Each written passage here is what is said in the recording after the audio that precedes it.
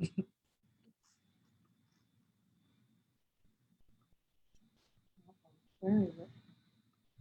right.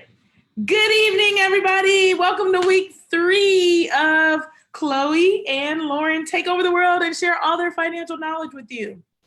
I am Lauren Williams, a certified financial planner, in addition to a 4-time Olympian. You all might be joining this page because you follow me in my Olympic pursuits. Those are now done, and I help people organize their finances. And I met a wonderful young lady while I was out learning about financial stuff. And Chloe and I have teamed up to help people better understand all about a financial professional tonight. So, Chloe, do take it away. Tell us about you. Hi, everyone. My name is Chloe Moore, and I'm a financial planner, and I'm in Atlanta, Georgia, based here, but I work with clients nationwide, and I primarily work with high-income young professionals in their 30s and 40s, primarily in the tech space. I like it. I like it. In the tech space, what does that mean, like in the tech space?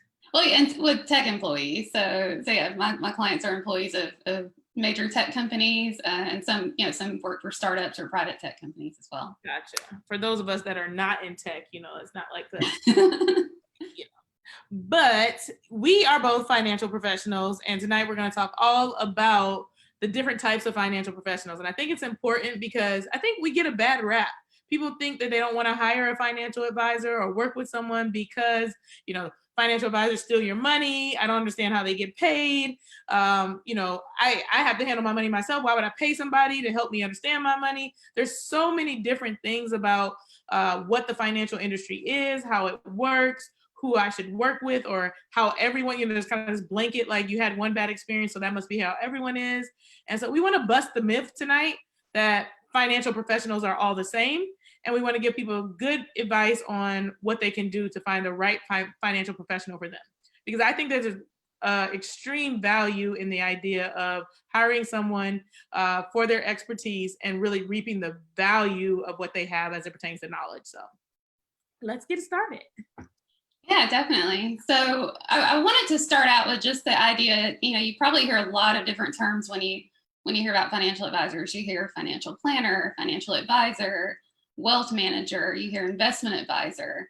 There's so many different terms out there, and really none of these terms are regulated. Anyone can call themselves whatever they want to call themselves. So it's important to understand that, because some people might weigh in on one title versus another, or think that one means more than the other, but they really do not mean anything. So let's go through some of the names of those things. There's the wealth manager. What does that mean? You don't have to have any designations or anything to call yourself that. If you want to wake up tomorrow morning and you start calling yourself a wealth manager, go for it. There is financial expert. Nah, don't think that means anything. Any kind of self-proclaimed expert is usually not great. Exactly. There is what do they call, like, well, there's financial advisor, so that's another one that's a lot more common, but that also does not mean anything. And we do kind of like loosely refer to ourselves, like, for me personally, I prefer people don't call me a financial advisor because it's such a broad term. But in general, people see financial advisor and they just say, like, oh, that's a term that fits a person who gives financial advice. So it's not that it's a bad thing, but in and of itself, that title does not mean that you're qualified, certified, anything, that you have taken any kind of licensing whatsoever, right? Yeah. What are some other examples? Well, yeah, investment advisor, is another one. But yeah, and some people say broker. There's just a lot of terms out there. But I mean, I'd say in general, just try to focus on a certified financial planner. I think that's, for the most part, that's the industry standard when it comes to financial planning and comprehensive financial planning, is the CFP designation, which is Certified Financial Planner. And so Lauren and I both have that designation. Yes, Certified Financial Planner. So when we think Certified Financial Planner, there are 4 requirements that kind of stick out. They call them the 4 E's. One is that you have a certain amount of education. So you need to have a bachelor's degree or the equivalent, some sort of education that would be similar. You need to go through the actual certified financial planning coursework if you've not received that as part of your bachelor's degree. And so complete the education. Now there's actually something they call the capstone, where you actually have to demonstrate that you know and understand this by creating a comprehensive financial plan. So they're doing that from an education standpoint. Then you move on to expertise. No, that's not an E. Experience. So first we have education, and then after we have education, then we get an exam. The exam it used to be a 2-day, 5-hour each day, so 10-hour exam total that you had to pass in order to earn this designation. Yeah, that's the one I did. That dates you. Depends on when you were when you passed the exam. Now they have this 1-day, 6-hour exam where you can just do you do it one and done basically. But it's still very hard. I think, what is the pass rate for CFP? It's usually between 50 and 60%, I believe. So not very high, right? You're not just handing these out. It's not something you can just go start studying tomorrow and then all of a sudden be ready to go and get the designation. So we got education, we take the exam, then there's a code of ethics. So that's something that's a really big deal, and I think we should spend some time talking about, because in the financial industry, like I said, we kind of get a bad rap. A lot of people hear me say I'm a financial professional and they start walking the other way. If we're in a networking event, they're like, I don't want this girl to start selling me some insurance. I don't want, I just don't want anything to do with this, period. And I think the code of ethics that comes with the CFP is an important part of it, because you need to be held to some sort of standards in this industry when we're dealing with people's money, which is their lifestyle. This is their life earnings sometimes. So talk a little bit about the idea that we have ethics requirement. Yeah, so in addition to just abiding by a code of ethics, we also we have to get what's called continuing education. So every 2 years we have to certify that we've received a certain amount of continuing education. So we're continuing our studies in all the different planning areas, and we also have to do 2 hours of ethics training every 2 years as well. And so yeah, I mean, it's really just about doing what's right for the client, doing what's in their best interest, and making sure that we're operating, from an honest capacity. Yes, because honesty is important, especially when you're dealing with people's money. And then last but not least, you need to have a certain amount of experience. And I think this is the thing that is most valuable, is this idea that you don't just pass an exam and then go out into the world and do whatever you want. In order to actually carry the certified financial planning marks, you need to verify that you've had 3 years of experience. There's one way that you can use 2 years of experience, but generally it's either 2 or 3 years that you've been doing this under the supervision of someone else. And yeah, you've got this locked down. You understand what it means to be in the financial industry before you can even call yourself a CFP. So you've studied a long time, you've taken an exam, you've committed to a code of ethics, but you're still not allowed to use the marks until you have a proper amount of experience. And I always think of this as like physicians. I don't want to go to a doctor that's like fresh out of med school and let you like cut me open and do open heart surgery on me. It's like, hold on, wait 1 second. That's why after medical school, you go to residency. After residency, then you become an attending. So even still, I feel like they let the residents do too much, but I guess they have to learn by doing. So don't give me a resident when I go to the doctor. Give me the physician that has already completed everything. But it's the same thing when we're talking finances. You want to make sure you have some level of experience and that you've been trained by someone before you just kind of let it rip and start giving out advice willy-nilly. Yeah, definitely. And it could go either way. I mean, and from my experience, I actually got a bachelor's degree in financial planning, and I took the exam before I had the experience. So I had to wait until I received that experience to get officially certified. And most people, it might be the opposite, where they, have their experience and they've been in the industry for a while, and then they go sit for the exam. Gotcha. Okay, so I think we jumped the gun a little bit because we're excited because we're CFPs. What we should have done is start by talk about the various phases that people might need to hire a financial planner. So sometimes it's not appropriate to get a financial advisor just yet. And that's fine. It's okay to be like, this is not where I am right now. I need to help myself before I can help, get the help of someone else. So can you talk a little bit about the idea of if you're just starting out, you're early in your career, you're not making a lot of money, you're in survival mode right now? Yeah, so I generally think of 3 phases. And so this first phase is really, yeah, you're just surviving. And so, like Lauren said, you might be starting out early in your career, or you might be later in your career, and you're just starting to, to get to that mindset where, oh, I need to take this seriously. I need to start, saving for my future and paying down debt. And so generally in this first phase, you might have, some credit card debt, or, car loans, some consumer debt. Um, you might have student loans. You don't really have much savings. You don't have a full-blown emergency fund that you can rely on if something were to happen, or if you lost your job for an extended period of time or got sick. So you don't really have that saved up yet. So you're just kind of still figuring out, kind of how to manage your cash flow, what's coming in, what's going out, and just really kind of just making ends meet, just in that initial phase. So your idea there is that you want to build the basics, just learn those good financial habits, learn how to budget, learn how to pay off debt. Yeah, I think this is a good point to bring up too in the communities of color, where there's traditionally been lower income and less resources and less financial literacy. You may even be in a situation where you're making what you feel like is good money, but you're still living paycheck to paycheck. And so it's not so much that you don't have money. Generally, people that have lower income, their resources are only going to go so far. That's everybody. 1 + 1 = 2. It doesn't equal 3 or 4 or 5. So if you only have a set amount, and your expenses, and your basic survival expenses match that amount, there's not a whole lot of extra wiggle room for you to be able to do anything. And so the first thing you need to do is create more income.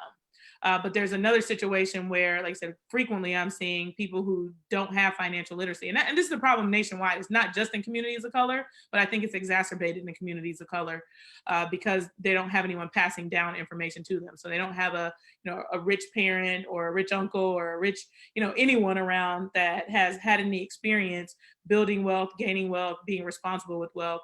And so now they're making something that could lead to them being wealthy later in the future, but they don't understand how to handle it. So as Chloe was saying, you don't have emergency savings, even though you have good income, and you've got to figure out your budget.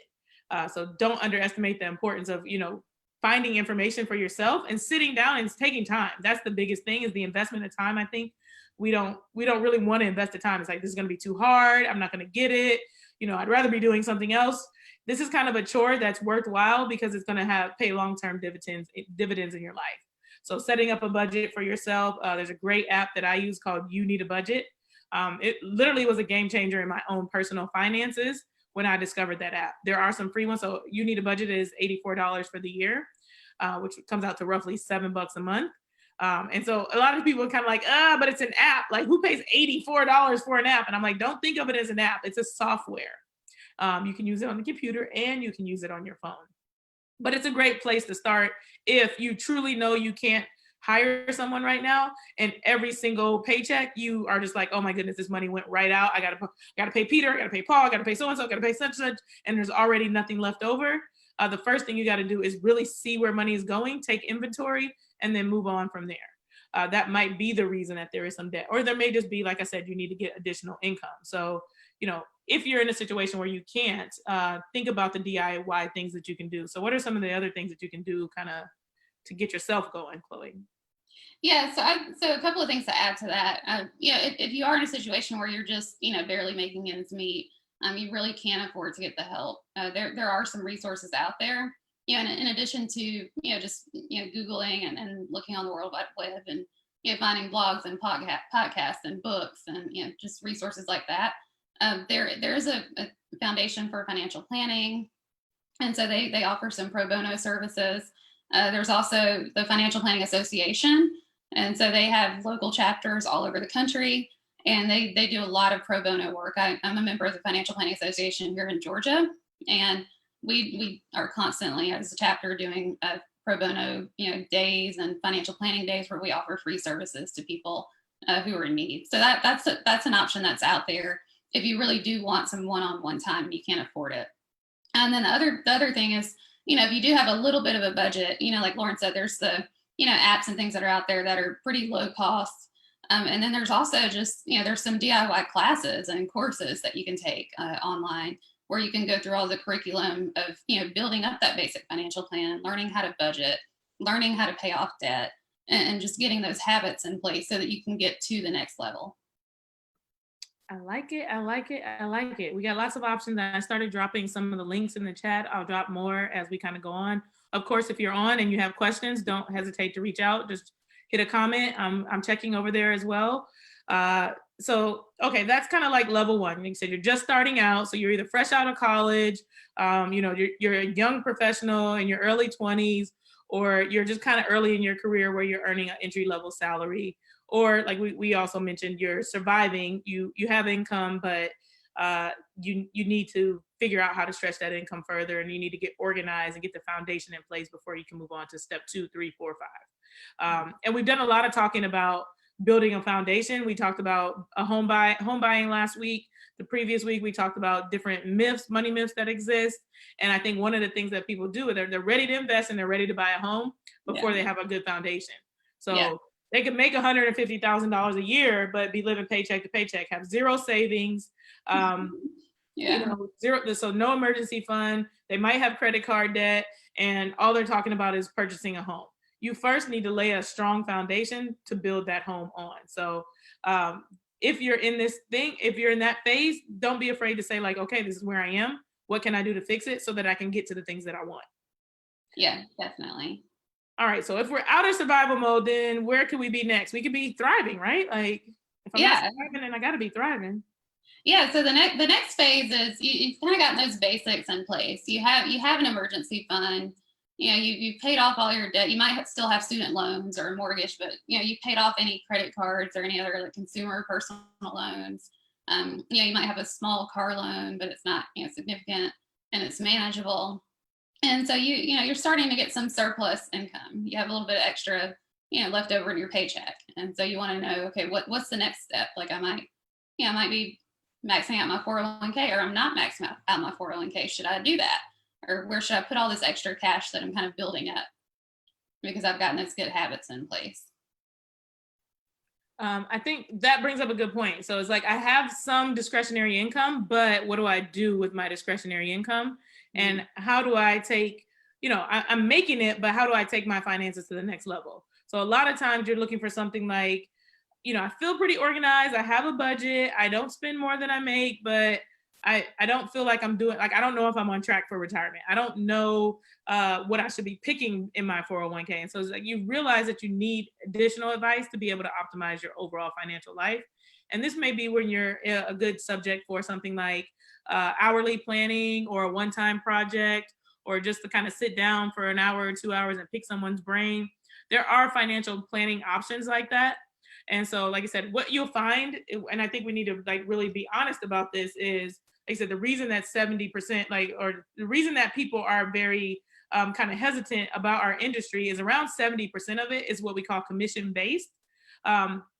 Commission based being that someone is selling you a product.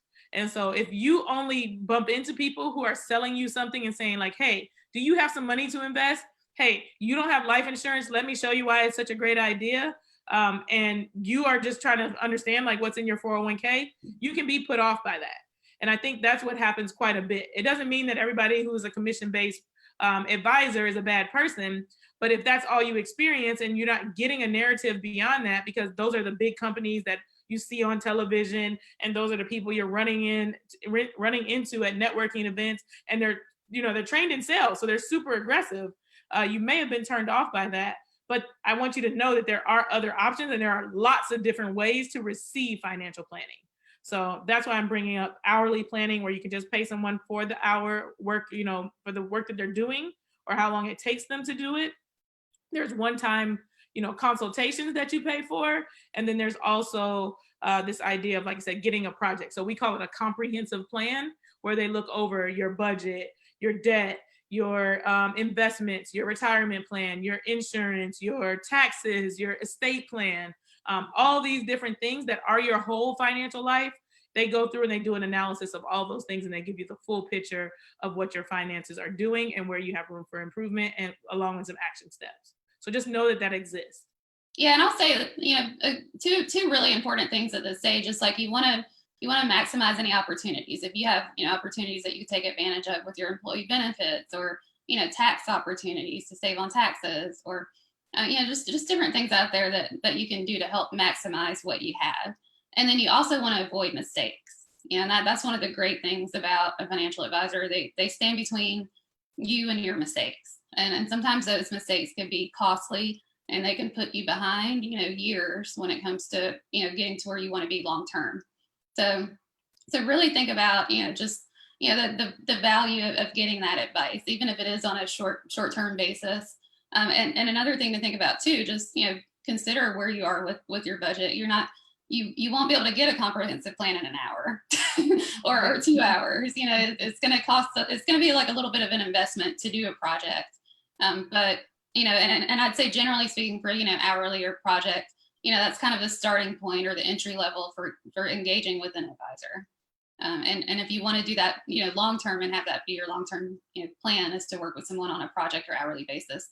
That means you're generally, pretty savvy. You have some good financial education. You've learned, things from, family, or, you've read a lot and you're really well versed in that. And you just need somebody to kind of make sure that you're on the right track.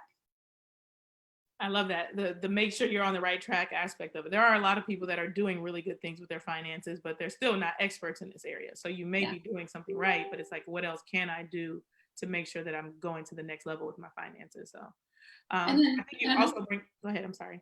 Yeah, I was going to say another thing is that, there are people in this space who do, engage with an advisor long term. So, some people, they're not DIY people, they really do need some of that hand holding. And, if I gave you a list of recommendations, it'd probably just sit there because, you won't follow through with anything. And we did all this work and you're not, it's just going to sit there.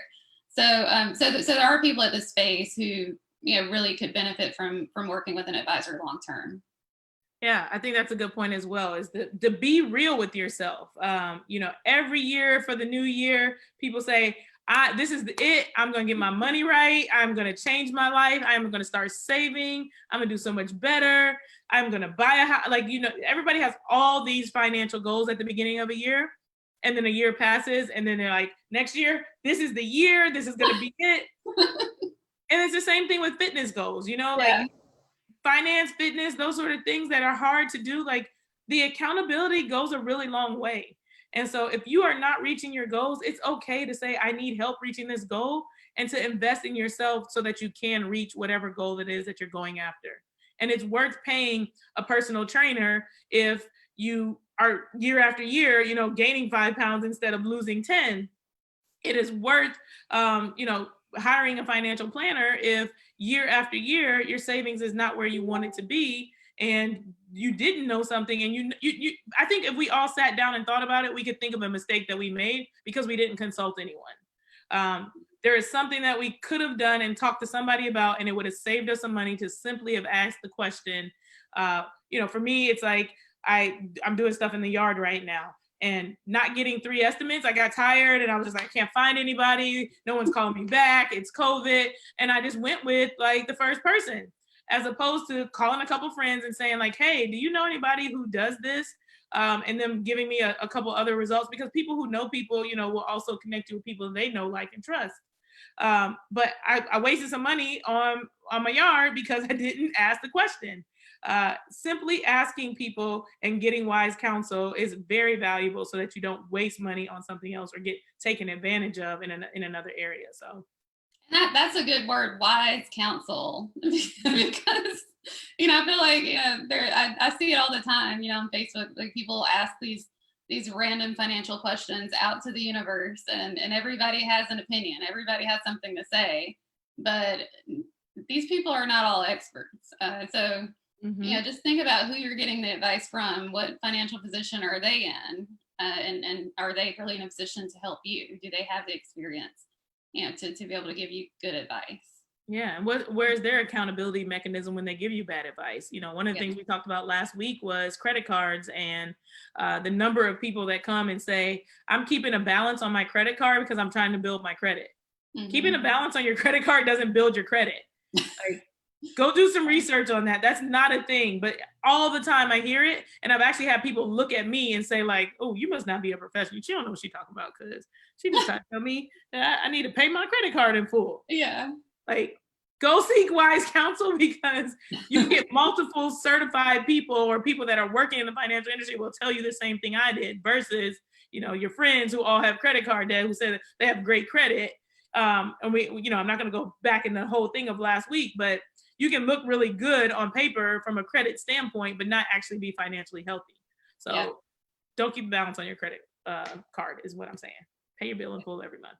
Yeah, but they just like, last week we also talked about, GoFundMe is not a financial plan, or it's not, it's not, and so same thing, Facebook is not a financial plan. Exactly. So keep that in mind. Yeah, and I think too, like I said, we've done a lot of talking to communities of color and kind of just bringing the point, like we're in a conversation now that's not traditionally been being had, and a lot of people have been turned on to the idea that there is a racial wealth divide. A lot of people are throwing around the term generational wealth and wanting to create that for their family. If you truly want to make a difference and change the trajectory for our people overall, the best thing you can do is invest in yourself and get your own finances on track so that you can. That's how generational wealth is created. You have to have something to leave behind, and it starts with you getting organized and dealing with what you have right now, getting advice on how can I do better so that there is something left over to be, to be handed down.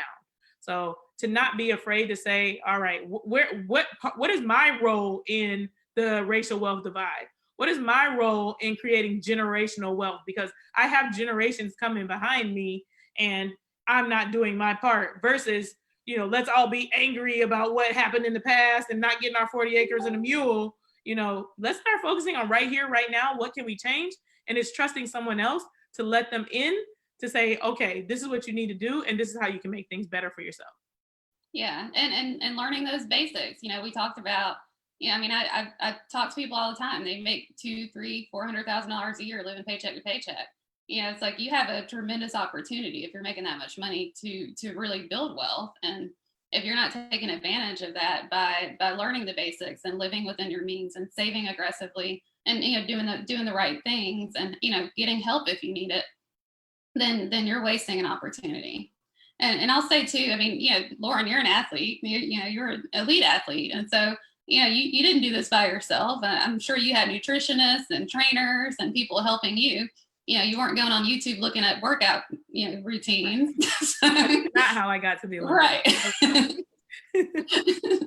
But yeah, it's like when you think about, people who are at the top of their game, whether they're in business or, whether they're athletes, just anyone who's at the top of their game, they have help and they have people who are giving them good advice.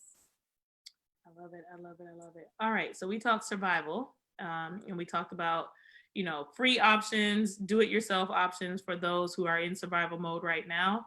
You can do it. One other thing we didn't bring up for that kind of realm of people is courses. So if you can invest just a little bit in a course and, set aside the time, that's a very important part of the process, is investment of time. If you're not investing dollars or a lot of dollars, and do those online courses, you can reap the benefit of having taught yourself. And so for example, I started a course and it was specifically meant to be able to give back to the community of people who don't have high income, are not quite ready, or fresh out of school, exactly what we said. And for me, it was like, okay, I created this big, vast thing. I talked to a lot of people about how much I should charge, and it landed around $1,500. So value-wise, based on what, other people are selling, this was a $1,500 course. But for me, I was like, I want people to get this information, and I want people who wouldn't traditionally be able to afford it to have that information. So what I did was divide it into 3 parts. And after each part is different than a regular course because you get to meet with a financial professional. So it's not just go off and do it yourself and teach yourself everything. It's go and teach yourself the stuff that I said, but then come back and let's talk about it and let's make sure you're digesting it and that you have clear action items into how you can, move forward with this thing. So courses is a really cool way to be able to take advantage of getting more financial knowledge, getting more expertise, and, doing it at a lower cost than it would cost to talk to a financial professional who spent, tons of time investing in themselves in the form of an undergraduate degree, a certified financial planning certification, annual fees and dues, continuing education. I think that's a lot of times too, people don't want to pay for advice because they're just like, well, the answer, so just give it to me and then I can go about my business, sort of thing. But, we've invested a lot into this intellectual property, and it is our means of making a living to be able to share what we've learned with you. We're giving it all away for free tonight and then for the rest of the month, but you can't get it for free all the time when this is something that we're, investing in on a regular basis. I spent today researching a lot about a particular subject because I have a client that's in a unique situation. I'm going out and I'm doing the expertise so that you don't have to do that. And I have that knowledge for the next client that comes along. So yeah, I mean, it seems really easy for us to, just answer questions off top of our heads, and give you these really quick and easy answers. But it took us years of experience and a lot, just a lot of time to be able to give you those quick answers. Yeah, exactly. And I don't like to brag, but I can fix your student loan life in 60 minutes. Like, to something you've been dealing with for years and years and is super stressed out and you're just watching your loans grow, 60 minutes from now, you can feel amazing about your student loan situation. You can understand how you can save yourself tens of thousands of dollars. Understand clearly what you need to be doing in order to best tackle your loans. And it almost always leads to 5-figure savings when I talk to somebody about what they should be doing versus what they are doing. Like, to spend money to talk to me for an hour to save tens of thousands of dollars. I'm not charging tens of thousands of dollars for sure. Couple $100 and you can get a student loan plan. So to start training our mindset to say, sometimes it costs something and it doesn't feel good because I'd much rather spend a couple $100 on a nice meal or some shoes or, whatever it is that is your thing that you spend money on instead of this thing. But what is the long-term lasting impact of me purchasing it? Yeah, definitely. All right. So then last but not least, we have those who are ready to build wealth. So let's talk about the people that are really in a position to, not necessarily do DIY planning, not necessarily in a position to do this hourly planning, but really want to optimize their finances and work kind of long-term with a professional. What does that look like? Yeah, so generally people who are in this space, they've saved a significant amount of money. They're saving a significant portion of their income, maxing out their retirement plans, and saving in addition to that and investing outside of that. They have significant savings for emergencies. They might have some short-term savings for other goals that they have, and they generally don't have a lot of debt at that point. Right. So they're really in a position where they can start building that long-term wealth, and they can start thinking about just more complex planning opportunities. Yeah, I think you bring up a good point about like not having a lot of debt. I would say it's not having a lot of bad debt. I have plenty of clients that are, 6-figure earners and doing well and able to save, but they have a mortgage, so that's debt. They may have a car payment, that's debt. They may have student loans. It's just that they have a clear understanding of, their ability to pay those things, and they still have discretionary income after, tackling those things on a monthly basis. So it's not that you're completely debt free. But when you're in credit card debt, is generally you're in survival mode. You're not thriving. That's like your regular monthly expenses. There's no discretionary income if you can't pay your credit card bill on a monthly basis. So we kind of use the terms good debt versus bad debt. Mortgage, it takes 30 years to pay it off. So that's not something overnight that disappears. Some people do pay it more aggressively, but you don't need to be 100% in ownership of your home before you can hire a financial professional. Yeah, definitely. But yeah, so in that stage, it really does make sense. Like if you definitely want to take things to the next level, if you really want to, start thinking about, building that wealth for yourself and, possibly future generations, then it really pays to work alongside a financial advisor. Yeah, and I know you mentioned at the beginning that you work with people in tech, and what I always think of when I'm thinking of people who work in tech is like, some startups, that there's a lot of stock options. Mm-hmm. So stock options are a really cool way to be able to build wealth, but also they're kind of complicated. And so it's hard for people to understand what to do. That's where, like you said, financial expertise could be super helpful for someone to get a good understanding of like how these stock options work, what's the best way to exercise them, when do I cash them out? If you're in a situation like that, you definitely need a financial planner. Shouldn't be DIYing your stock options. Yeah, because I mean, there's tax consequences. There's different rules depending on the types of stock compensation that you have, and there's a lot of decisions that you have to make, and there's timelines for those decisions. So yeah, it pays to have some advice when you get to that point.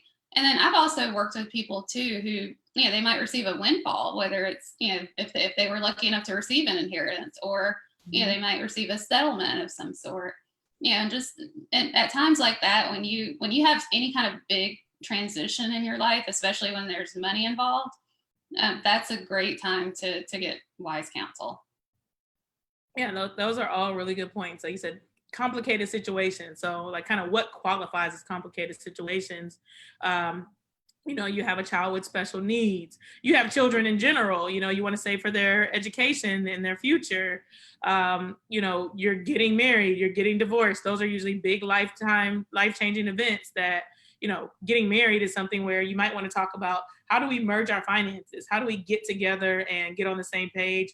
Because I've just been doing my goals and that person's been doing their goals, and now we've got our goals, and like, do we get a joint account? Like, I don't know. Someone even talked through, I didn't have a good experience growing up because my parents split up, so I don't want to marry our finances. And then the other person's like, I love you, I want to be with you. Let's, it's all ours. Let's marry it. So just to have an objective person even talk you through that kind of stuff is a very valuable thing as well. Yeah. I always feel like we're part counselors and therapists and part financial planners. Exactly. Yeah. There's another thing that I want to talk about too when we're kind of talking about people that are serious about building wealth, and it's this idea of the FIRE movement. So FIRE stands for Financial Independence, Retire Early. And those people are not necessarily high earners. They're not necessarily like wealthy, but they're also trying to optimize their finances. Can you talk a little bit about like the idea of like what that looks like and how people are approaching that? Yeah, so generally the FIRE movement is people, who they want to save aggressively. I mean, in some cases, 50% or more of their income to get to the point where they can retire early. And like Lauren said, they're not building, major wealth, and they're living pretty modestly, and that's what allows them to save so aggressively and to be able to retire early. So that they can, maintain like their standard of living for the rest of their lives and retire early. So yeah, I mean, I'd say most of the time people in that movement, are kind of the classic DIYers, but they have really, really good, foundations. They have good financial habits. They're not in debt. They're aggressive savers. They're good savers, and so that allows them to get to that point where they can like step away from work. Yeah, and I think I read somewhere recently. Well, I don't think I read. I did read somewhere recently. I don't know that it like has stats or like who said it, if they were just saying it or if it's actual stats to back it up. But the average FIRE person makes around $80,000. So the reason I even brought that up was the idea that these people are not making gargantuan amounts of money to retire in their 30s or 40s. They're just being very serious about the amount that they save. And while I'm not like a large proponent of sacrificing everything and eating oodles and noodles for 10 years straight so that you can call yourself retired. That's not my personal financial plan. Mm-hmm. I think there's some validity to the idea of, at the end of the day, what we all need to do is understand our expenses, make sure that our expenses are less than our earnings, and then govern ourselves accordingly to save so that we can have a future similar. So what kind of lifestyle can I live? What kind of lifestyle do I want to be living, for the rest of my life? If I live really extravagantly right now, I'm going to need to save a lot to keep that really extravagant lifestyle going. And it probably behooves us to spend a little bit less so that we make sure that we have enough in the future and just kind of back off one step. Like whatever lifestyle we create, we're usually one step ahead of where we should be. We should kind of like, move it back a little bit. Then we can say like, okay, this is a little bit less than I'd like to be doing, but I can do this forever versus I'm doing this over here and it's really fun and awesome, but I can't sustain it over the long term. And then I'm going to be sad. That's what I think FIRE people do really well is like, okay, I'm sacrificing for a period of time so that I can have something over the long term that's going to create flexibility for me. And we can all train ourselves better to do that. Yeah, it's all about balancing your current self and your future self. And so, you have to, like Lauren said, you have to think about, what kind of lifestyle do I want to live indefinitely? And what sacrifices can I make now so that I can maintain that lifestyle forever versus, just living it up now and not being able to ever retire or having to retire, later than you would like.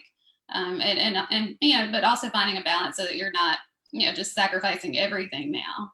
But yeah, it's just all about finding that balance, and advisors can help you advocate for your current self and your future self. I like that. Advocate for your current self and your future self. And Yeah. I'll say too, I'm a financial planner that has a financial planner because I value so much the idea of having objective advice. So it's not that I don't have expertise to be able to organize my finances on my own. I do have that, but it's like, oh, but I want to do this and I want to, but oh, can I and I'll say too for my business, I love to invest in my business, but it's like the business is supposed to be profitable and it's supposed to pay. You can't just always have business expenses, Lauren. So Yeah. the financial advisor is like, oh, hold up 1 second. You gotta, bring it back and bring it down a notch. And there's value in that in and of itself to say like, okay, here's somebody who's objectively looking at my picture versus me looking at it on my own, despite the amount of expertise that I have to give me really good advice.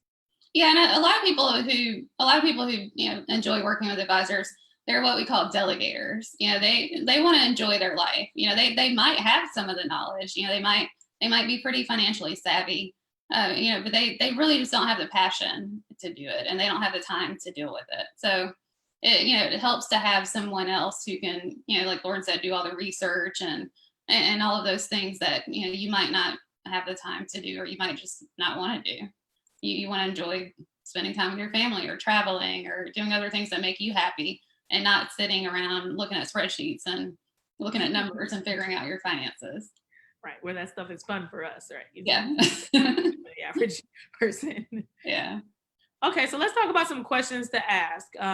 If you're interested in hiring a financial professional, like I said, you have some reservations, you're not really sure. The main thing, maybe you don't know what you don't know. And so somebody's going to come and they're going to give you this awesome sales pitch and tell you how great their blah, blah, blah is going to be. And you're like, wow, that sounds amazing.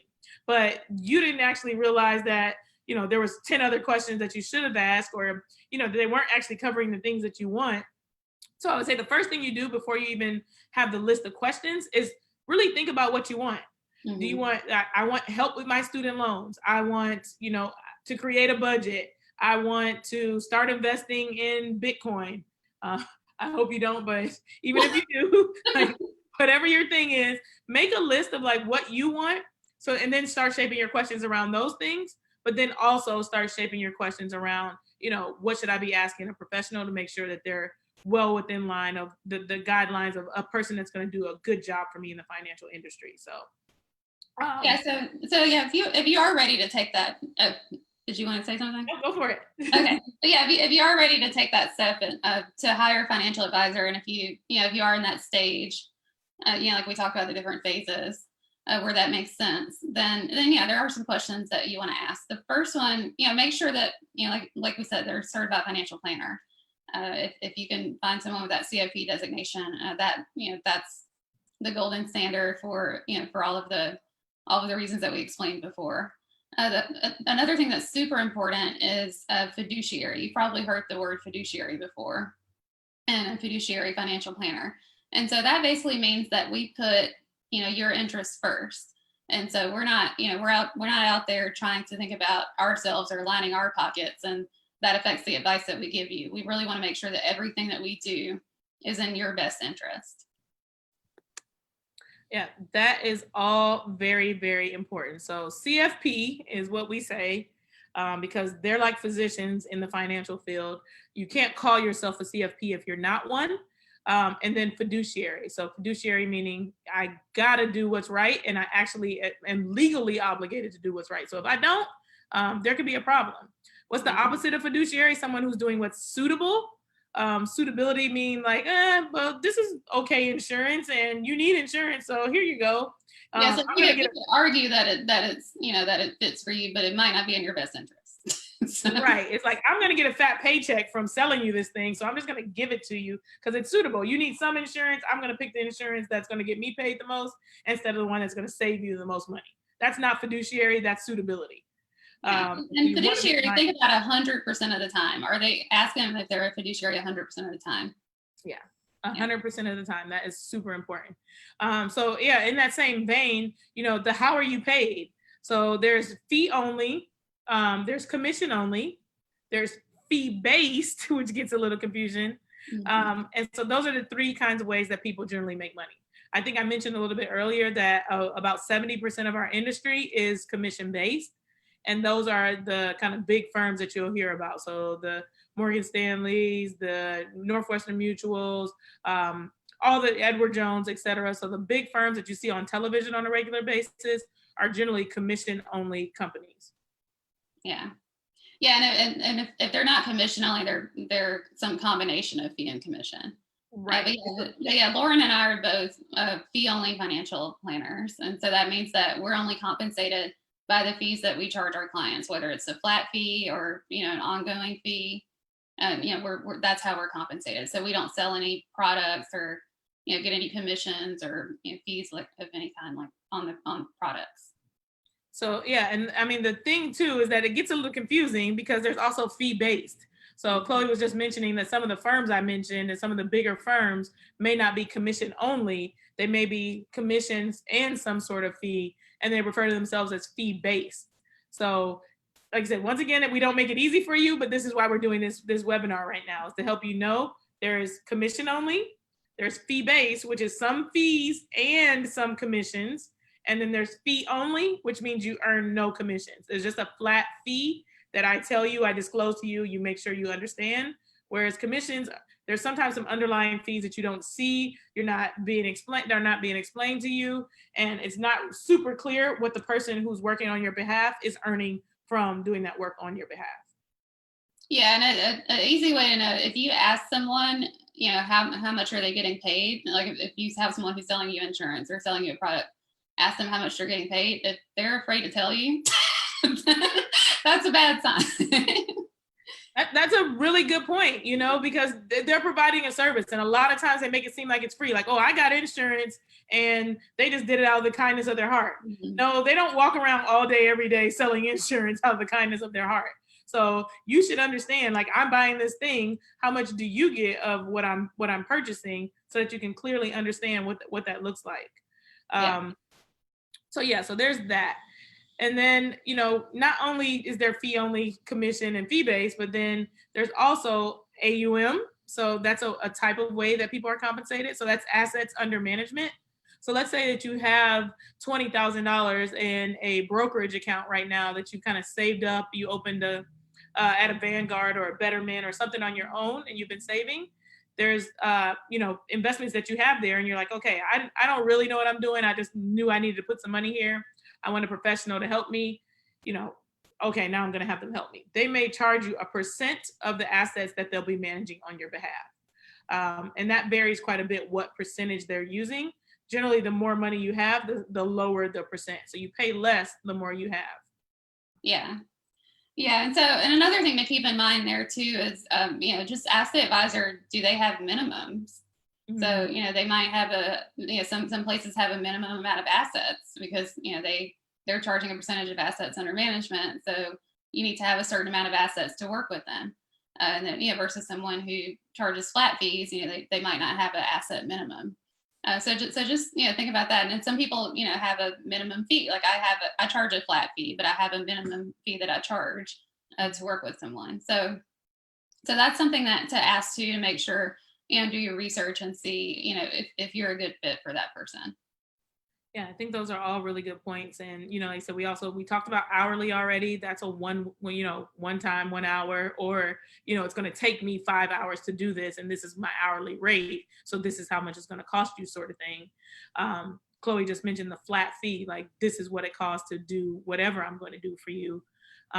Or ongoing fee. So a lot of people now charge what we call monthly retainers. Chloe and I both belong to a network that's called XYPN. And generally people who belong to that network will charge you on a monthly basis, some sort of fee, but it's still, like, I understand, like, it's $200 a month, period. There's no underlying cost related to that. So you just want to make sure that you understand that and that you ask those kind of questions as you're talking to someone. Yeah. Feel free to drop questions and comments. I see you all watching. So if you have any questions, I'm happy to answer them. Chloe and I are, and we're going to keep going. Yeah. So the next thing is, ask about experience. So, what type of experience do they have? If you're working with an advisor, like if we talked about stock compensation before, if I work primarily with technology employees. So that means that, I have that expertise that I can carry from one client to the next. And if I have, multiple clients that work at a single company, then I know how their benefits work. I know, how their stock compensation works. I can help them figure out, are they in the right salary range for their position, based on their peers. So those types of things are very important. If you have, make sure that your advisor is experienced with working with people like you, and they understand your situation, or they have that experience to help you and what you need. Yeah, I think that's a really good point too. A good time to bring up niches or niches, depending on how you like to pronounce it. There are financial planners that focus specifically on lawyers. There are financial planners that focus specifically on people in the tech industry. And then, it really runs the gamut. There's people who focus on physicians. There's people, I met a young lady recently that only focuses on people that are interested in taking a sabbatical. So they're going to do financial planning based on you wanting to take one or multiple sabbaticals.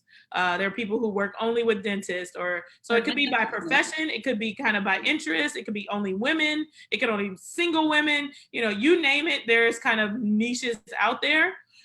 It doesn't mean that it's like, okay, well, I identify as this, and this. Let me go find a financial planner that does that. There are, like I said, my clients, as an example, are 30% athletes right now, 30% lawyers, 40% general young professionals. So those young professionals come from all walks of life, do all kinds of jobs, etc. So it's not that I only work with athletes and lawyers. But I also work with young professionals. So my clients are not in their 50s, 60s, getting ready to retire. If someone comes to me at that age range, I refer them to someone else who's focusing on that. Someone who's going to know a lot about Social Security and Medicaid, a lot about, what they need to do to change their assets to get, to take their income during retirement. Me, on the other hand, I'm focusing on the things that are relevant to young people. So that's student loans, that's, like I said, setting up your budget, starting to invest, all those sorts of things. So make sure you really understand what the person does and whether or not it's going to fit well with what you do. And if they're a good planner, they'll tell you like, hey, I'm not a very good fit for you, but I know somebody really awesome that does dentist. I'm going to tell you like, oh, you do tech? All right, let me call Chloe for you, or let me make an email introduction for you. And you should be able to find someone that's honest and willing to do that, because we all operate from an abundance mindset. Everybody gets served properly, and everybody gets served really, really well. Yeah. And so I know we're getting short on time here, but I did want to talk to you about just the working relationship. So just ask the advisor, if you're interviewing people, how do they work with clients? What's their financial planning process look like? What topics are they going to cover? There's some advisors who, they only invest your money. They might not do some of the things that planners do. And so, Lauren and I, we both look at your entire financial situation. So we're looking at, insurance, investments, taxes, retirement planning, estate planning, your budget, your cash flow, debt management. So we're looking at everything in addition to your investments. So just, ask those questions. Do they work with other advisors? So, one of the things I do is I have a huge list of people that I work with, whether they're attorneys, CPAs, mortgage brokers, real estate agents, insurance agents, just so whoever my client needs, if I don't know that person personally, I will go out and find that person, make that introduction, and work with those people in addition to the client to make sure that we're all working together as a team. So just understand how they work with clients. Yeah. And I mean, it's also, like you said, when we think about red flags, somebody who pretends that they can do it all and that they don't need any help is probably not a good fit either. Everything being under one roof is another risk that you take. So it doesn't mean that they're doing something wrong, but they'll say, oh yeah, we got an in-house estate planner, in-house insurance person, in-house tax. If everything is in-house, how are their checks and balances? So as an example, I've caught mistakes that accountants have made. And I've been able to say, hey, this is not the thing. If I'm doing the taxes and I'm doing the financial planning, there's no one to check behind me to make sure that everything is going correct.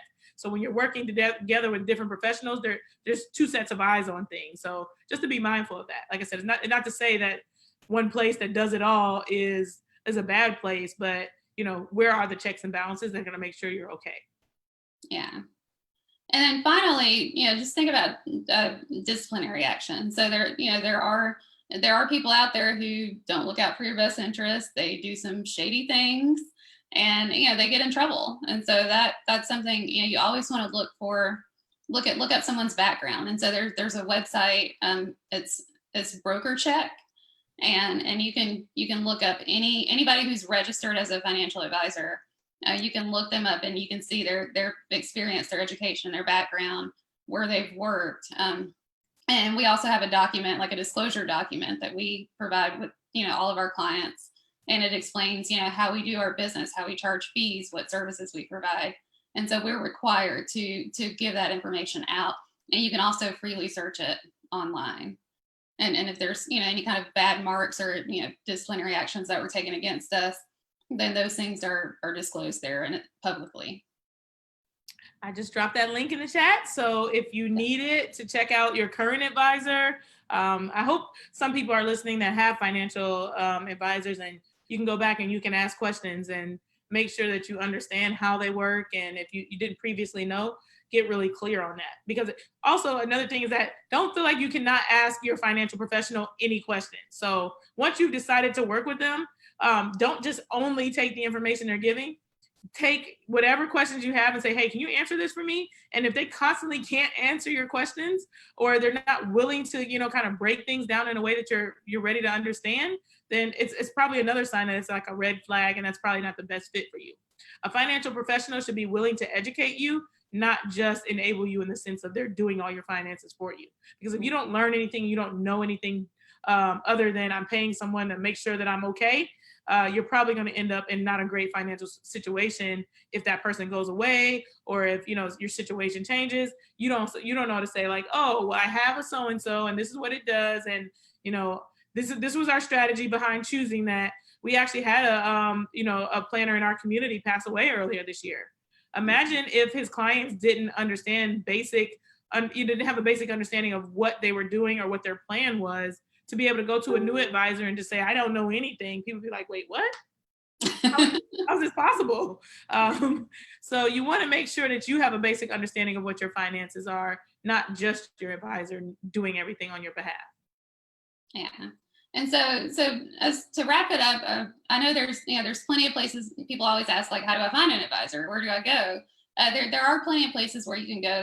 There's a lot of directories that are out there. So Lauren, you want to talk about a couple of those? Yeah, so I've dropped quite a few of them as we've been talking into the chat. So CHIP and Quad A are both where you can find financial professionals of color. So I know, like I said, right now the conversation is being had a lot more, and it's not super easy to find financial professionals of color because as it pertains to CFPs, we are 2.2, they're 3.5% people of color of the whole industry that are certified financial professionals. And then of that 3.5, only 2.2% are African Americans. Yeah. So if you're looking for an African American financial advisor, you can go to Quad A. I already dropped that link in there. Then there's CHIP as well. So those are for people of color and the Latinx community. And you can find a financial professional specifically for that. The other two links that I dropped were XYPN. So anyone that's on that website is going to be a CFP, is going to be FeeOnly, and is going to be fiduciary, which we told you are like the main things you want to be looking for in a financial professional. But in addition to that, they're going to offer a virtual option for you. If you want to work with somebody all over the country, you can kind of take your pick. It gives you access to more advisors, but then also they're going to do retainer. So that's, like I said, they're going to allow you to pay monthly or quarterly or something like that, as opposed to just a one-time fee or whatever. It depends on how they choose to work with you. And then NAPFA is the other one. So they're also going to be CFPs, FeeOnly, and fiduciary, everybody on that site. If you're a little bit older and you're looking for someone, I would say pick NAPFA. There are young planners there as well. XYPN tends to cater to a younger audience, whereas NAPFA is a broader audience. So those are some good options. Yeah. All right. So I guess we can wrap it up. But yeah, generally speaking, I'd say, just kind of parting thoughts is, just really think about what your needs are. Think about what phase you're in. And, hopefully we've given you some great tools to assess those things. And then you can find the help that you need. Yeah. And my final thought is, don't be afraid to invest in yourself. This is not a huge undertaking. It may not feel good financially initially when you have to, outlay that cash, but think about the returns. We're talking all the time about investing and making our money work for us. The best way that you can invest in yourself is by having an expert alongside of you telling you, this is the way we can make your money work for you, and to be constantly thinking about ways to improve and optimize your finances. So find the right financial professional based on where you are in life, and best of luck. Bye.